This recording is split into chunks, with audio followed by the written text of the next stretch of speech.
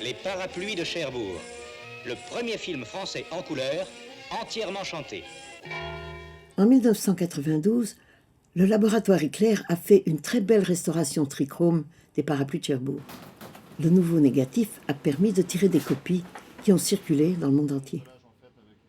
On collait les images des bobines et on déroulait les 2496 mètres de pellicule sur une galette. Et le long d'un circuit complexe, jusqu'aux 2 lampes qui projetaient le film sur l'écran. Le film a bien vécu, mais on ne peut plus le voir en salle, ou presque plus. Aujourd'hui en France, les salles sont quasiment toutes numérisées. Et les films de ce qu'on appelle le répertoire, c'est-à-dire en fait les films anciens, aujourd'hui, s'ils ne sont pas numérisés, ne peuvent plus passer en salle de cinéma. D'une copie 35 mm, on est passé à un fichier numérique appelé DCP.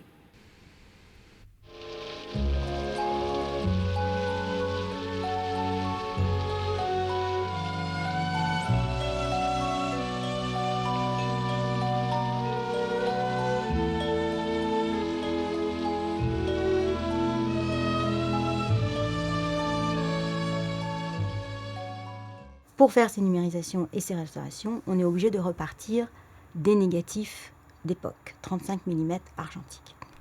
Sur cette étagère, on trouve les éléments sources des Parapluies de Cherbourg. Donc une sélection trichrome qui a été faite d'après le négatif original. Du négatif original, ils avaient fait 3 interpositifs, donc 3 éléments noirs et blancs, qui chacun prenait en charge une seule couleur, le rouge, le bleu et le vert. Et ces 3 éléments, mis les uns sur les autres par addition, recréaient toutes les couleurs du film. Malgré tout, je n'hésiterai pas à rester. Donc on est reparti de ces 3 éléments qui, une fois scannés, nous ont donné des informations extrêmement précises sur les couleurs que le film avait à l'origine.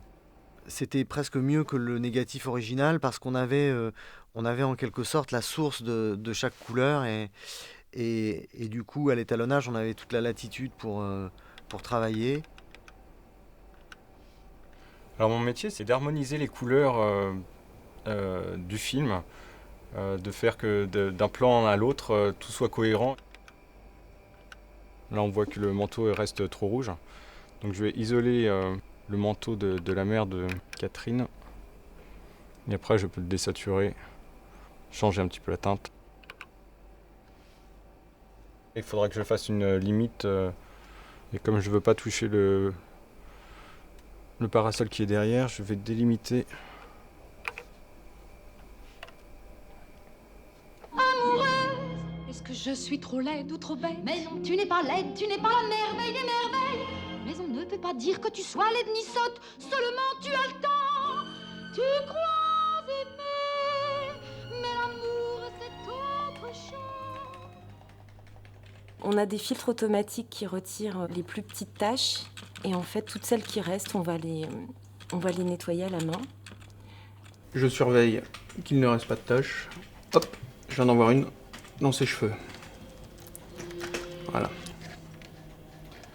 Je zoome dessus pour bien la voir. Que je vais reprendre de la matière à côté de la tache.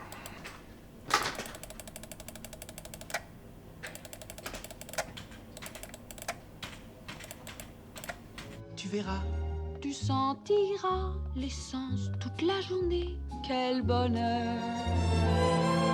Nous serons très heureux. Et nous resterons amoureux. En ce qui concerne le son, on a essayé de le moderniser et surtout de l'adapter aux conditions de diffusion actuelles. Donc on a élargi le mixage mono et on s'est aidé d'un deuxième élément qui était un enregistrement de la musique seule destiné à un vinyle. Donc ces deux éléments combinés nous ont permis en fait de respatialiser la musique et de redonner à la bande-son toute la générosité qu'elle avait à l'origine.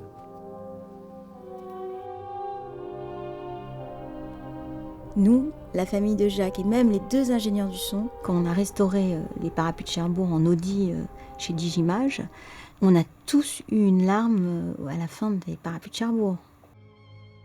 C'est Rosalie qui le dit.